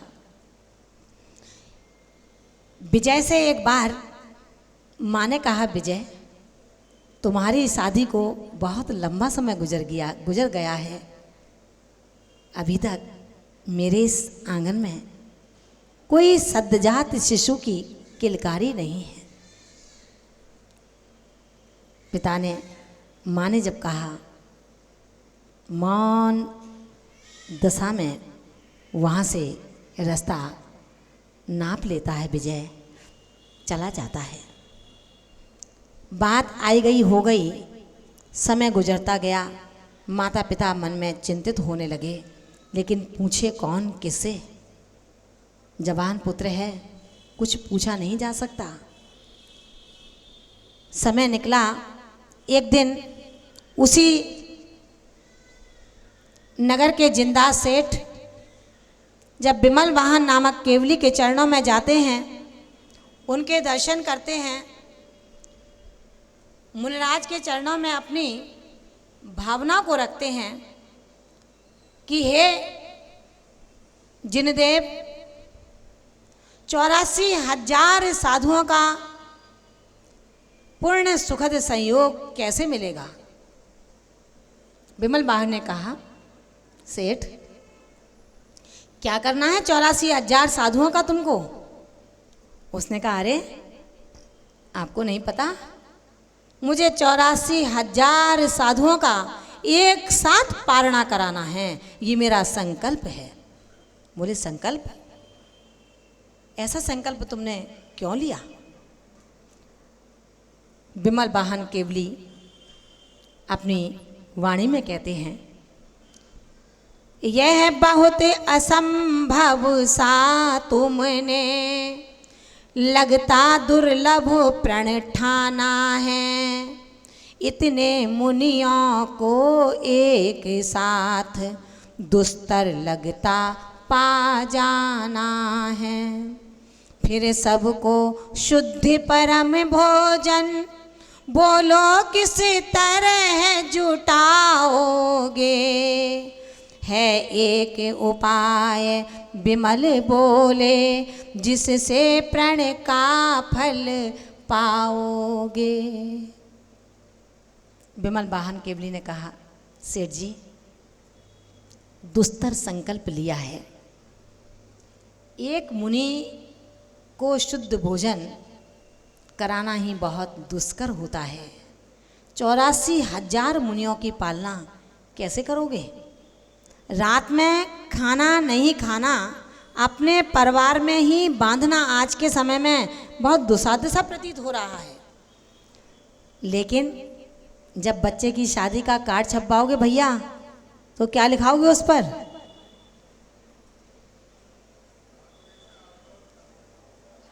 चक्रेश भैया, मुक्ति नारी को लाओगे आप तो?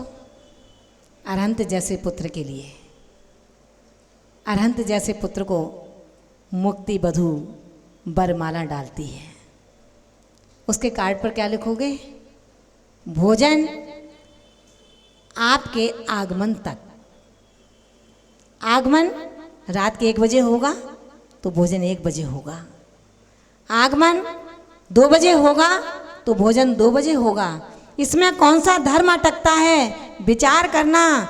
जैन धर्म की पराकाष्ठा, जैन धर्म की प्रभावना, भगवान महावीर शासन की उन्नत ज्वलंत धर्म ध्वजा को अगर ऊंचा करने का साहस है तो पाप घर में करो, पाप बाहर मत करो।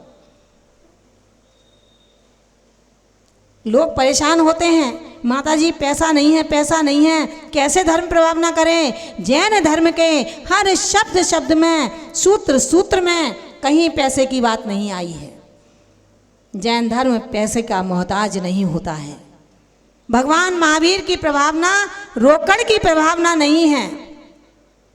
भगवान महावीर की प्रभावना कंकड़ की प्रभावना नहीं है। भगवान महावीर की प्रभावना तो समर्पण की प्रभावना है। जब हम गाड़ी में, और गाड़ी भी छोटी मोटी गाड़ी नहीं है, लग्जरी गाड़ी में जाते हैं यात्रा करने, पैसे वाले हैं हम, ध्यान रखना ये पुण्य के मल का भोग कर रहे हो। जैसे पुण्य का मल आज प्राप्त हुआ है, अगर पुण्य नहीं करोगे तो ये पुण्य का मल पाप के मल में परिवर्तित होगा।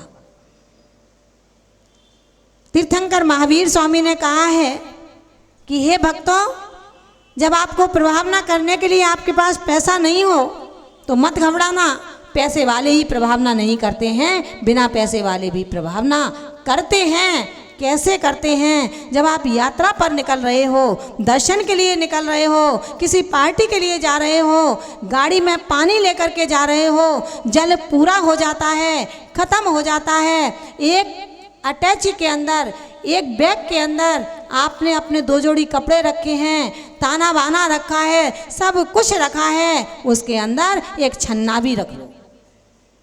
जब एक छन्ना रख लोगे, पानी पूरा टंकी में खत्म हो जाएगा, पानी की ज़रूरत पड़ेगी, पनिहारी पर, घाट पर जहाँ पनिहारी पानी भर रही हैं उस पर गाड़ी रोक दोगे। जैसे ही गाड़ी खोल करके उतरोगे, आपके हाथ में पनिहारी छन्ना देखेंगी, अपने आप कहेंगी अरे ये तो जैनी हैं, इनको पानी पहले भरने दो।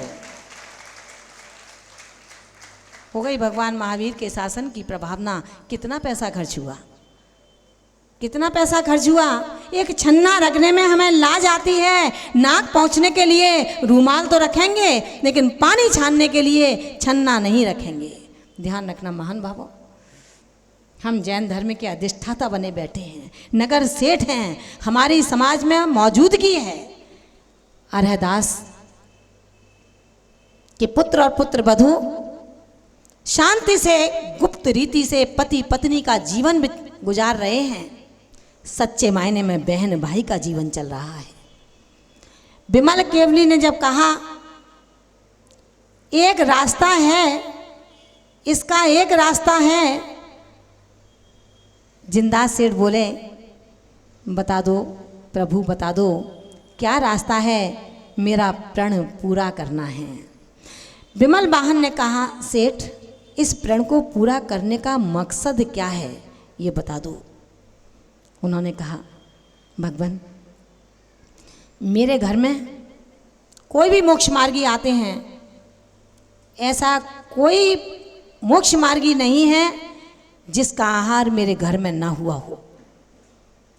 लेकिन इतना सब कुछ करते करते जो मैंने एक चंदोबा बांध रखा है, वो चंदोबा पता नहीं बिल्कुल श्वेत था, काला हो गया है, काला हो गया है। मैंने प्रण किया है 84,000 साधुओं का पालना इस चंदोबे के नीचे करवाऊंगा। उनके तपस्या साधना की जो उत्कृष्टता होगी, उससे ये चंदोबा शायद काले से सफ़ेद हो जाएगा। मुनिराज ने कहा सुनो जिंदास, तुम एक काम करो, 84,000 साधु तो तुम्हें नहीं मिल सकते हैं, लेकिन चंदोबा भी तुम्हारा श्वेत हो जाएगा। उन्होंने कहा किस तरह ब्रह्मचर्य के व्रत से पाया पावन उजियाला है, तब विजय और विजया दोनों का मुन ने दिया हवाला है। वो उनको भोजन करवाने से यह प्रण पूरा हो सकता है, कारण उसमें भी उसी तरह की तेज ओज सत सत्ता है। क्या कहा? अरहदास के पुत्र और पुत्र वधू हैं जिंदास, तुम जाओ उनके पास।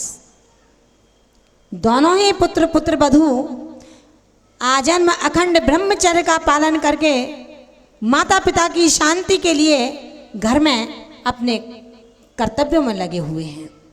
जैसे ही जिनदास सेठ ने सुना, उनकी रूह कांप जाती है। अरे अरेदास के पुत्र और पुत्रवधू आजीवन ब्रह्मचर्य व्रत का पालन कर रहे हैं, आज तक नगर में इसकी कोई भनक भी नहीं है। झटपट जिनदास सेठ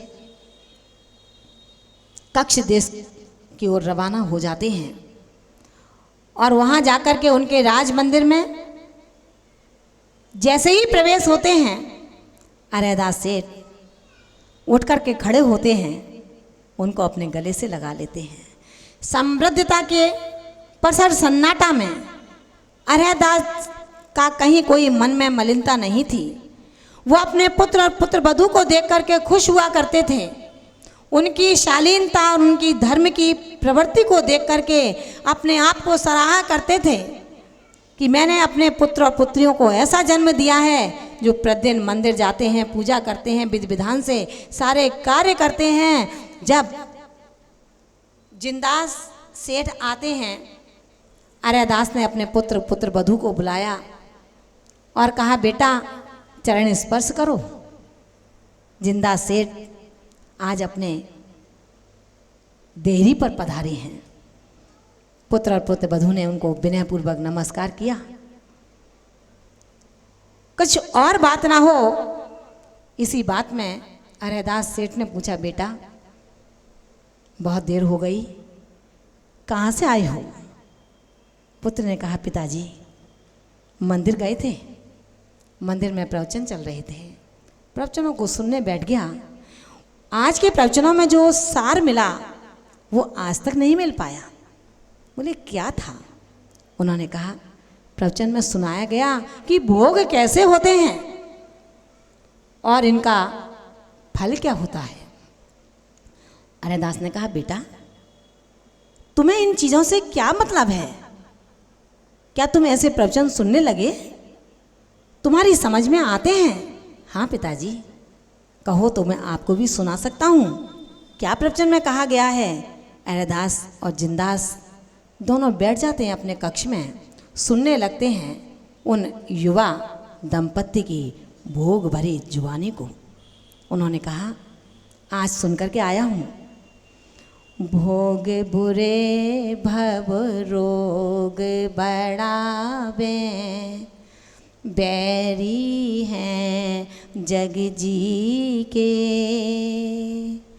बेरस होए विपाक समय अति, सेवत लागे नीके, वज्र अग्नि विष से विष धरे से, ये अधिके दुखदाई, धर्म रतन के चोर प्रबल अति, दुर्गत पंथ लगाई। जब इन लाइनों को सुना तब उन्होंने कहा, तो फिर इन भोगों के इर्द गिर्द क्यों घूमता है? किसने कहा?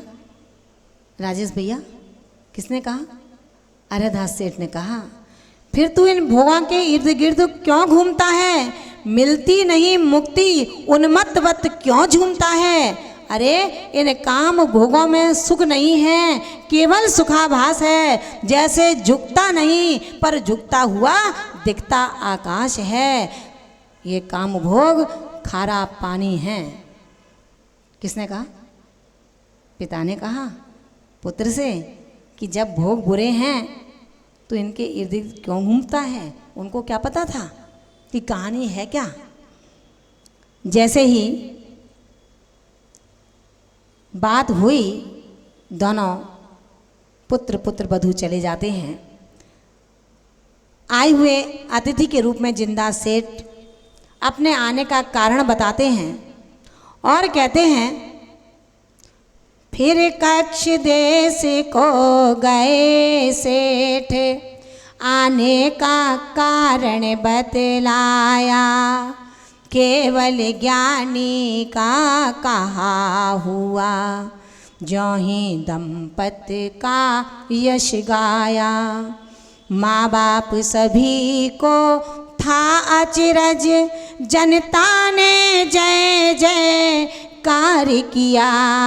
तब विजय और विजया दोनों ने इस विधि से उद्धार किया। सेठ ने कहा कि आपको नहीं मालूम कि आपकी पुत्र और पुत्रवधू आजन्म ब्रह्मचर्य व्रत का पालन कर रहे हैं।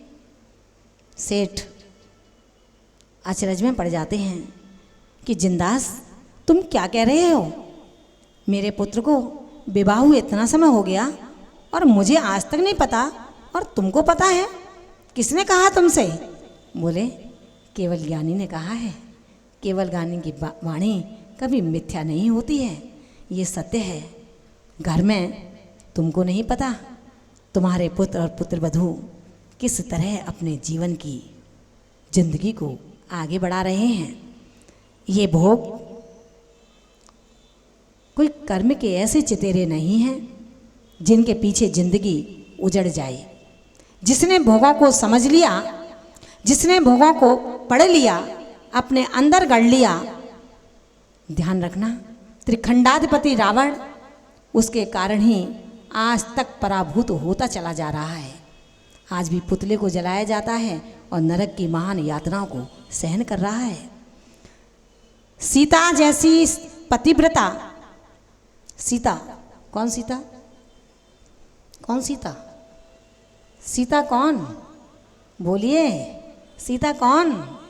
दर्जी भी सीता है, दर्जी भी सीता है, सीता भी सीता है। कौन सी सीता? राम की सीता। कौन सी सीता? राम की सीता। राम की सीता की जब घटना होती है, रावण के द्वारा हरण होता है, अशोक वाटिका में उसके रहने की भव्य व्यवस्थाएं होती हैं, कोई परेशानी ना हो जाए। लेकिन सीता सीता थी, सीता सीता थी। आंसू भरे आंखों में सीता के पास मंदोदरी जब आती है, सीता से कहती है कि तुम रावण का प्रेम स्वीकार कर लो, तुम उसकी पटरानी बन जाओ, वो तुमसे बहुत प्रेम करते हैं। सीता बन गई पटरानी। क्या माता जी पता नहीं है क्या? अग्नि का पानी तो सीता का ही तो हुआ था। सीता से कहा मंदोदरी ने, सीता ने कहा कि हे मंदोदरी, एक सती के मुख से दूसरी सती के लिए इस तरह की शिक्षा शोभास्पद नहीं लगती। आखिर तुम भी पटरानी हो और मैं भी पटरानी हूँ, क्या तुम किसी दूसरे पुरुष को स्वीकार कर लोगी? याद रखना मंदोदरी, सीता कांच की चूड़ी नहीं है। सीता कांच की चूड़ियों की तरह नाजुक नहीं है, आपत्ति आने पर टूट जाए। सीता कोई मोमबत्ती नहीं है जो वासना की आग में पिघल जाए। मंदोदरी, अगर तुमने आज मुझे ऐसा कहकर के ललकारा है तो तुम अपने सतीत्व की रक्षा करो। कहीं ऐसा ना हो मेरे सतीत्व से तुम्हारा सुहाग असुरक्षित हो जाए। अपने सुहाग की रक्षा करो, जिसकी मैंने कभी परपुरुष की स्वप्न में भी कल्पना नहीं की, ना करूँगी, ना कभी की थी, ना आज कर रही हूँ। नारी का आभूषण मंदोदरी, अगर कुछ होता है तो एक शील होता है। शील तुम्हारे पास नहीं है तो तुम्हारी सुंदरता, तुम्हारा वैभव किसी दिन का नहीं है। उस शील के लिए, उस वैभव की दुर्गंध को कौन भला छू सकता है? आचार्यों ने कहा है, जब विमल वाहन केवली के ज्ञान में विजय और विजया का ब्रह्मचर्य जीवन झलक गया, माता पिता को पता लगा, उन्होंने दोनों को बुलाया। जैसे ही पता लगा कि विजय और विजया को, कि माता पिता को पता लग गया है, अब जाने की कहीं अवस्था नहीं है, इस महलों से निकल नहीं सकता हूँ। विजय ने विजया से कहा, विजया क्या देखती हो? अब सोचने और समझने का अवसर नहीं है। हमने और तुमने दोनों ने नियम लिया था, जिस दिन माता पिता को पता लग जाएगा उस दिन अपने जीवन को परिवर्तित कर देंगे। उतार दो ये भूषण, श्वेत साटका को ग्रहण कर लो, करो केश का लुंचन, बन जाओ आर्यका और मैं बन जाता हूँ मुनि। महान भावों, माँ पिता देखते रहे विजय ने, व्रत समता के धारे लिए, अंबर तज बने दिगंबर बे, फिर सिर के केश उखाड़ लिए।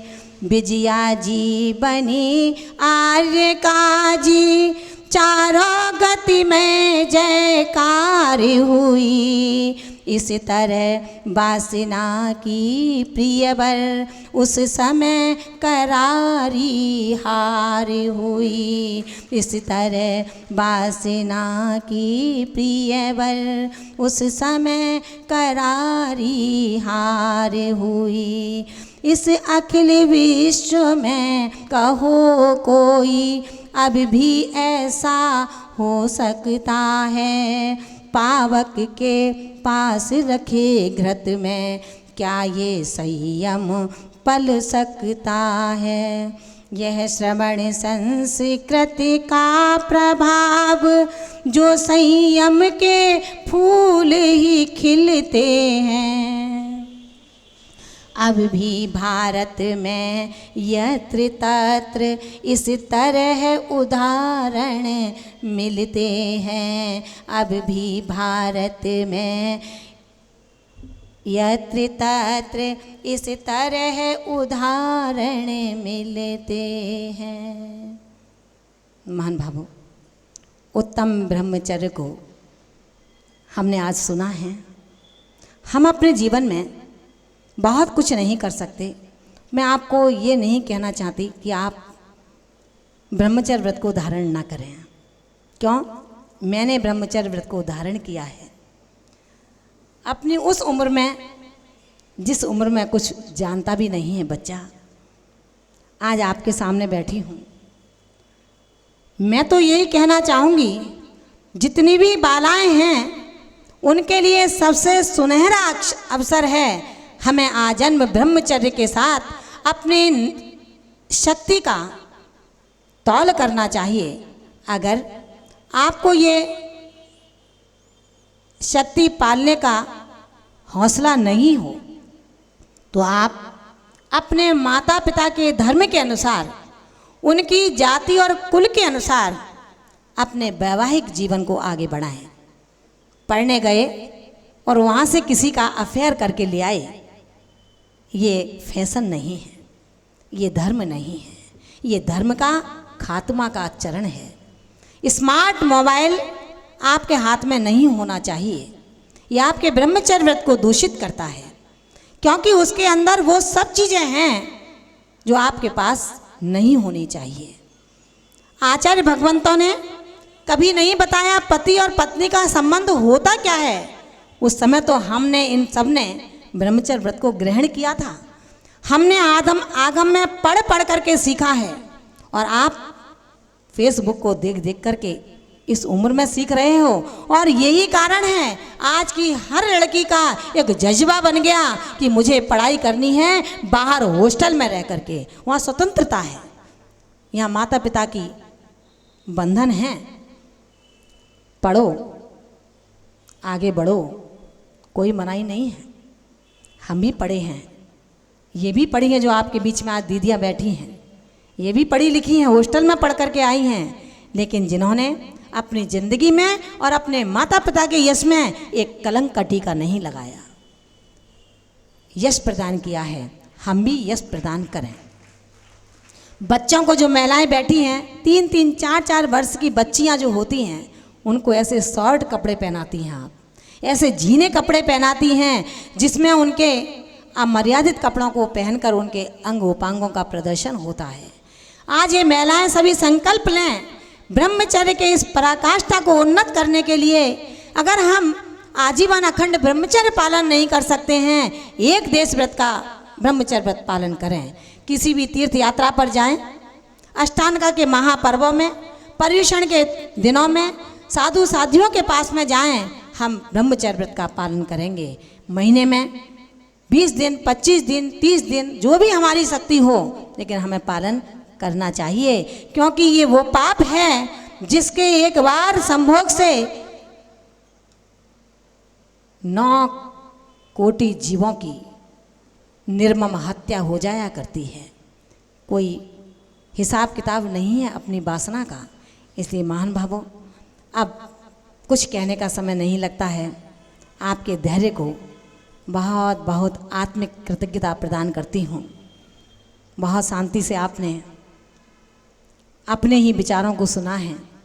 अपने लिए, अपनों के लिए, अपने बनने के लिए, अपनों को बनाने के लिए, अपने को प्राप्त करने के लिए, अपनों से अपनों को अपने लिए अपने समय में अपनों से ही प्राप्त किया है। इसलिए मैं आप सबके लिए यही कहना चाहूँगी, आज कुछ संकल्प ना ले पाएँ तो हमारी जितनी भी ये बच्चियाँ बैठी हैं, हमारे युवा मित्र बैठे हैं, ये सभी ये संकल्प ले लें, शादी ना करें, ये तो सोने में सुहागा है, लेकिन यदि संबंध करना ही है तो आप अपनी समाज में संबंध करना। अपनी समाज में संबंध करोगे तो आपकी समाज फलती फूलती नजर आएगी, और अगर आप दूसरी समाज की कन्याओं को ले आओगे तो आपकी समाज डाउन होती चली जाएगी। पारस ने, पिता ने कहा बेटा संबंध कर लो। पारस ने कहा नहीं, संबंध नहीं करूँगा, मैं अपने आत्मा का कल्याण करूँगा। लेकिन यहाँ पर कोई पारस हो तो संबंध करना चाहो करो, लेकिन कुंवारे रहना मंजूर है, दूसरी समाज की लड़की लाना मंजूर नहीं है। ये हौसला अपने अंदर रखना। तुम कमज़ोर नहीं हो, तुम भी महावीर हो, तुम भी पारस हो, तुम भी भरत चक्रवर्ती हो, तुम भी कामदेव बाहुबली हो। अपने अंदर हौसला रखना, और आज इस ब्रह्मचर्य को जो सुना है उसको अपने जीवन में उतारने का प्रयास करना। इन्हीं भावनाओं के साथ में आप सभी के लिए बहुत बहुत आभार ज्ञापित करती हूँ। जिन जिन 10 उपवास का आज जिनका अंतिम उपवास है, उनके लिए मेरे आत्म प्रदेश यही भावना बातें हैं। उनका आज का दिन, आज की रात्रि बहुत जन्नत के साथ पूरी हो। कल आँख जब उनकी खुले, उनके सामने देव शास्त्र गुरुओं का सुंदर संगम हो, और उनके आशीर्वाद के साथ उनकी सुंदर पारणा हो, जिससे वो आगे भी बढ़ें। इन युवाओं के लिए और इन युवतियों के लिए जिन्होंने इन धारणा पारणा किया है, पारणा नहीं किया मतलब जो उपवास कर रहे हैं, उन सब के लिए मैं बहुत बहुत साधुवाद ज्ञापित करती हूँ और अनुमोदना करती हूँ। साथ में पूरी जो यहाँ समाज बैठी है, पूरी कमेटी यहाँ बैठी है, जिसने इस सौभाग्य को यहाँ पर सबके लिए रचा है। अगर ये कार्यक्रम नहीं रखते तो कौन आता यहाँ पूजन करने, कौन सुनता? अगर ये माताजी को लेकर के नहीं आते तो कौन सुनाता अपने तीखे कर्कश शब्दों को आपको? हम जैसों को यहाँ ला के बैठाया है, आपको वेधित किया होगा हमारे इन कर्कश कटुक शब्दों ने। लेकिन ध्यान रखना, अगर आपको ये शब्द आपके कोमल हृदय को बेध रहे हों तो फिर भी मुझे खुशी होगी कि आप सुधर जाएंगे, नियम ले लेंगे अपने जीवन में। शील की बहुत बड़ी महत्ता है। अगर डिब्बे में शील है तो उसकी कीमत है, डिब्बे में शील नहीं है उसे कोई खरीदता नहीं है। इसलिए हे लजवंतियों, शील की महिमा को अपने जीवन में रखना, और जितने भी पुरुष वर्ग बैठा है उनको भी शील प्रधान होना है। इधर उधर अपनी दृष्टि को न डालें। जिसको मैंने अपनी पत्नी बनाया है केवल भोग्या वही है, बाकी सब मेरी माँ, बहन और बेटियों के समान है। और महिलाओं के लिए जिसको पति स्वीकार किया है उसको छोड़कर बाकी सभी मेरे भाई, पिता और पुत्र के समान हैं। आज ये संकल्प लेकर के जाना। इन्हीं भावनाओं के साथ जो दोनों हाथों को लेकर के आए हों, एक बार हाथ ऊंचा करेंगे और जयकारा लगाएंगे। जय बोले तीर्थंकर आदिनाथ भगवान की, पर्युषण महापर्व की, परम पूज्य सिद्धांत रत्न भारत गौरव गणनी आर्य का श्री विशुद्धमती माता जी की, उत्तम ब्रह्मचर्य धर्म की जय। आइए अर्घ समर्पण करेंगे माता जी के लिए।